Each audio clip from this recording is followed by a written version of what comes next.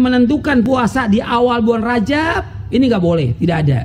Atau sholat di awal bulan Rajab, malam Jumat pertama bulan Rajab 12 rakaat juga nggak ada. Ini bid'ah termasuk. Yang mengatakan bid'ah adalah Imam An-Nawawi. Kemudian juga di antara yang bid'ah lagi yang lakukan kaum muslimin, peringatan tahun baru Hijriah, 1 Muharram. Ini nggak ada dalam Islam. Nggak ada, sama sekali nggak ada. Kemudian juga menghidupkan malam pertama bulan Muharram dengan ibadah, dengan sholat, dengan zikir tertentu, nggak ada. Kemudian juga mengadakan doa di awal bulan Muharram dan doa di akhir tahun, ini nggak ada. Ini ada yang buat-buat ini, ya, dibuat-buat doa awal tahun, doa akhir tahun. Disebutkan oleh Syekh Bakar bin Abdullah Abu Zaid, kata beliau, doa-doa seperti ini adalah doa-doa yang tidak ada nasnya, dan ini semuanya perbuatan bid'ah. Kemudian juga ada orang mengadakan sholat Asyura, ini juga sholat 4 rakaat dikerjakan antara asar dan zuhur 4 rakaat, ini juga sholat yang bid'ah. Kemudian setelah sholat istighfar 70 kali, ini nggak ada contoh dari Nabi. Dan beberapa lagi perayaan seperti perayaan dilakukan oleh sebagian orang, seperti orang-orang Syiah mengadakan hari Syuro. Kemudian juga di Indonesia ini juga ada kirab Suro atau yang lainnya. Ini banyak bid'ah. Kalau kita lihat di bulan Muharram ini puluhan bid'ah yang ada. Makanya jangan kita ikut. Termasuk juga di Indonesia ada perayaan Lebaran anak yatim, bubur merah, bubur putih. Ini enggak ada. Ini semuanya bid'ah. Jadi nggak ada contoh dari sahabat, nggak ada contoh sedekah Jumat, nggak ada. Kalau ada, laukana khairan la sabaquna ilai.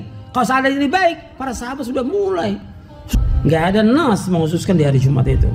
Bahkan kemungkinan untuk jatuhnya bid'ah sangat mungkin, seperti yang disebutkan oleh Imam Asy-Syatibi dalam kitabnya Al-I'tisam. Orang yang mengkhususkan sesuatu yang Nabi nggak contohkan bisa jadi bid'ah nantinya. Secara hukum syar'i, tasbih itu boleh atau tidak dipakai untuk berzikir? Tidak boleh.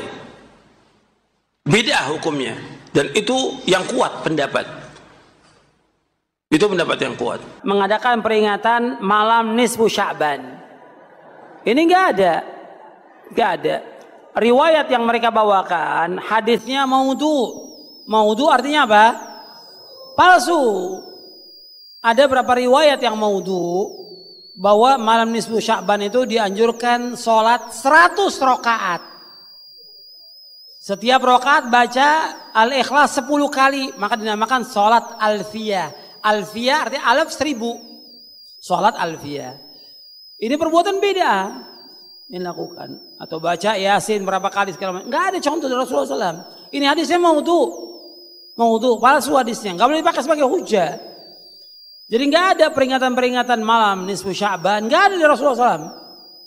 Seperti apa Sya'ban ini? Seperti makan-makan, kumpul makan-makan menjelang Ramadan. Ini nggak ada. Jadi seolah-olah karena kita mau puasa, ya kita puasin dulu lah semuanya sebelum kita masuk penjara. Ini juga nggak benar ya seperti ini. Jadi seolah Ramadan itu penjara buat dia, nggak boleh makan. Ini pemahaman yang berbahaya. Maka lebih dekat kepada bid'ah perbuatan ini kata para ulama. Sama seperti orang mau ziarah kubur menjelang Ramadan. Makanya macet kan di pemakaman-pemakaman di mana-mana kalau menjelang Ramadan 1 hari 2 hari, seolah-olah ziarah kubur itu menjelang Ramadan. Mau pamit dulu sama bapak ibu sebelum Ramadan. Enggak ada dalam Islam. Enggak ada. Ziarah kubur dianjurkan kapan waktu saja. Tapi menetapkan waktunya menjelang Ramadan jadi beda. Kapan waktu kita boleh ziarah kubur? Sepanjang tahun. Kenapa harus 1 hari atau 2 hari menjelang Ramadan? Di tempat saya jika ada orang yang meninggal, dikasih air. Air yang didoakan oleh suku kampung untuk disiram di atas kuburnya. Apa dalilnya? Nggak ada dalilnya. Dan manfaatnya apa air ini? Tapi kalau bagi kita yang hadir cukup doakan Allah maghfir lahu, Allahumma tsabbit. Ringan, mudah, nggak sulit. Tapi nggak ada riwayat bawa air, bawa kembang, bawa segala macam, nggak ada. Ini semua perbuatan bid'ah dan nggak ada manfaatnya. Apabila kita berdoa di makam atau di kuburan, apakah merusak tauhid kita atau merusak agama kita? Anda perhatikan, doa ini masuk ibadah atau bukan? Ibadah. Ad-doa wal ibadah. Sekarang orang berdoa kepada Allah di sisi kuburan orang tua atau orang saleh, nggak dibenarkan oleh syariat. Ini termasuk perbuatan bid'ah dalam Islam. Dia berdoa kepada Allah, minta kepada Allah, tapi di sisi kuburan orang saleh atau orang tuanya, nggak boleh. Ustadz, bagaimana hukumnya baca Al-Quran di kuburan? Nggak ada contoh. Nabi nggak pernah baca Al-Quran di kuburan. Sahabat nggak pernah baca Al-Quran di kuburan. Para tabiin nggak. Nabi suruh baca Quran di rumah dan juga di masjid. Ketika dijelaskan bahwa perayaan Maulid Nabi nggak ada contoh. Ada nggak contohnya? Nggak ada contoh perayaan Maulid Nabi. Di zaman Nabi SAW, sahabat, tabiin, sampai zaman Imam Syafi'i nggak pernah ada. Kemudian kita katakan nggak ada contoh. Ini perbuatan beda. Apa kata al-beda? Oh, ini al-sunnah melarang kita mencintai Rasulullah. Betul nggak seperti itu? Ini orang-orang Wahabi ini melarang kita mencintai Rasulullah. Mencintai Rasulullah hukumnya apa? Wajib. Wajibnya Rasulullah. Tapi bukan mengadakan perayaan Maulid. Paham nih?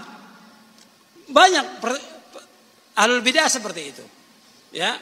Seperti kita melarang orang untuk tahlilan. Kata mereka apa? Kita nggak boleh baca la ilaha illallah, nggak boleh. Sama kelompok Wahabi kata mereka. Jadi yang kita katakan tahlilan nggak ada contohnya. Nggak ada contoh. Nggak ada. Dilihat dimanapun nggak ada. Tidak boleh bagi siapapun yang melakukan zikir dengan jumlah bilangan atau dengan cara tertentu yang tidak pernah dicontohkan Rasulullah SAW dan para sahabatnya. Misalnya dengan jumlah bilangan 7 kali, 10 kali.